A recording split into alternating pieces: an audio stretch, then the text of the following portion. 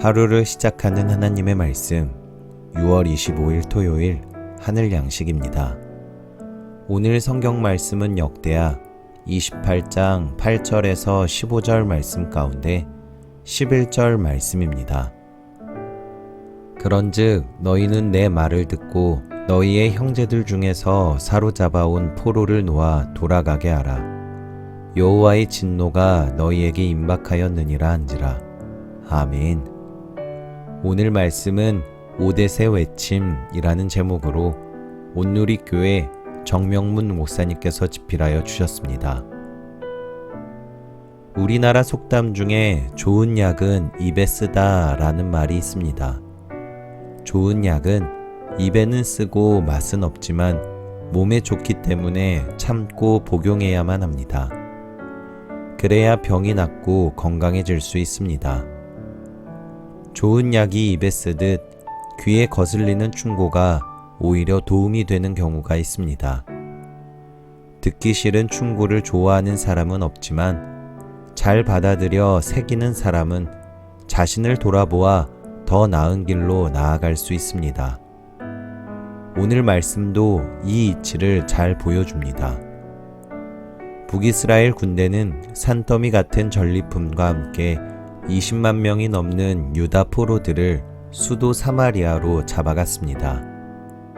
그런데 이 어마어마한 행렬을 이끌고 당당히 개선하는 이스라엘 군대 앞을 막아서는 사람이 있었습니다. 여호와의 선지자 오댓이었습니다. 비록 북이스라엘이 영적으로 타락했지만 그래도 엘리야나 엘리사를 비롯해 간간히 하나님의 선지자들이 있었는데 오댓도 그런 사람이었습니다. 하나님의 영으로 충만한 오댓은 기세 등등에 돌아오는 이스라엘 군에게 벼락같은 소리로 외칩니다. 동족인 남유다 백성에게 행한 가혹행위를 엄중히 책망하고 포로로 잡힌 남유다 사람들을 석방할 것을 촉구했습니다. 오댓은 포로로 잡혀온 유다 백성을 너희의 형제들이라고 불렀습니다. 같은 하나님의 언약 백성인 이스라엘과 유다는 정치적 이유로 갈라지기는 했어도 하나님이 보시기에 항상 한 형제였습니다.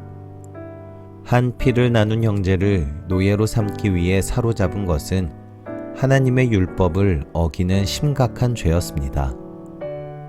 그래서 무서운 심판을 받게 될 것이라고 경고한 것입니다.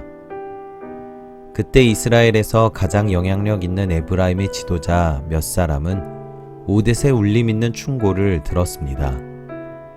그래서 포로로 잡아온 유다 백성을 돌려보냈습니다.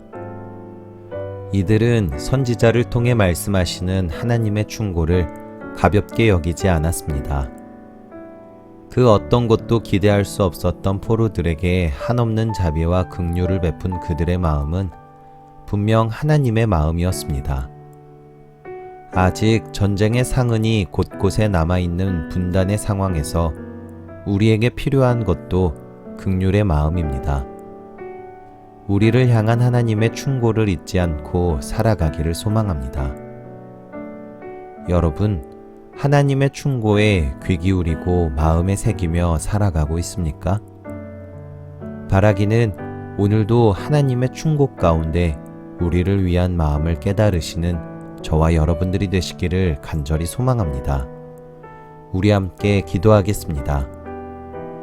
사랑의 하나님, 우리가 잘못된 길로 갈 때 말씀하시는 하나님의 충고를 깨닫고 돌이켜 선을 이루며 살게 하옵소서. 긍휼히 여기는 마음을 우리 영에 충만히 부어주옵소서.